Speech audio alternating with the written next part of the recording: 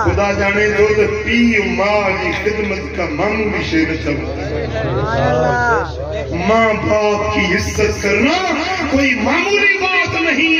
अल्लाह उसकी इज्जत बढ़ा देता है, उसके रिज़्क़ में बरकतें डाल देता है और उसकी उम्र को अल्लाह ताला बढ़ा देता है। याद रखें, उम्र जो होती है ना, अल्लाह ने लिख दिया उससे 1 सेकंड आगे पीछे नहीं होगी, लेकिन माँ बाप की खिदमत जो करता है अल्लाह उसकी उम्र को भी बढ़ावा दे देता है।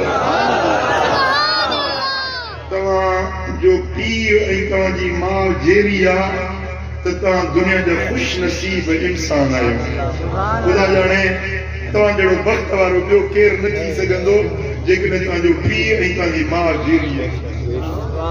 मुझी के हथ बदी वसीयत नसीहत पी मां जो ख्याल पी वियो तो वरी के पीर न मिलंदो, अमड़ वही तो वरी के अमड़ न मिलंदी। मुखों पुछो मुझो अबो मुझी अम्मा मूंखां विछड़ी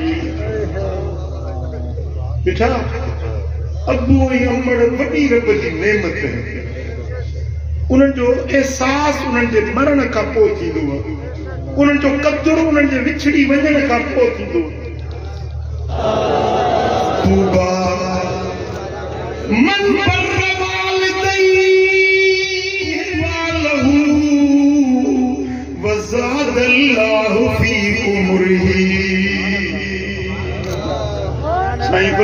जेको पंहिंजे पीउ मां सां चङाई करे उन्हें जन्नत जो तूबा वारो वण में थधियूं छाऊं बाजी माना मुबारक मदीने वारो साईं मुबारक तुझे उन माण्हू खे जे पंहिंजे अबे सां हुस्न सलूक करो। साईं फरमाईंदा मुबारक तुझो अबे सां भलाई कई मां मोहम्मद मुबारक थो ॾियां। पीर की खिदमत जे करे मां अल्लाह तुझे उम्र के वधाईंदुस, तुझे रिज़्क़ के वधाईंदुस, तुझे इज्जत के वधाईंदुस।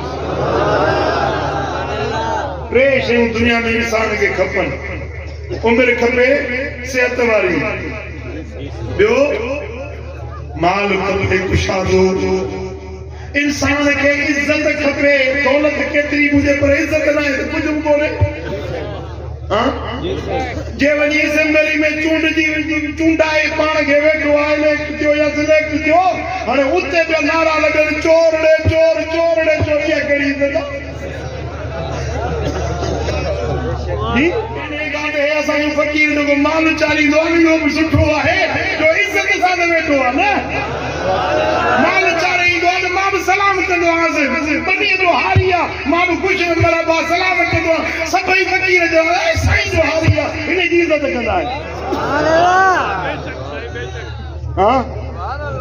इहा कहिड़ी इज़त आहे जेको वोट वठी कूड़ा सचा चढ़ी वेठो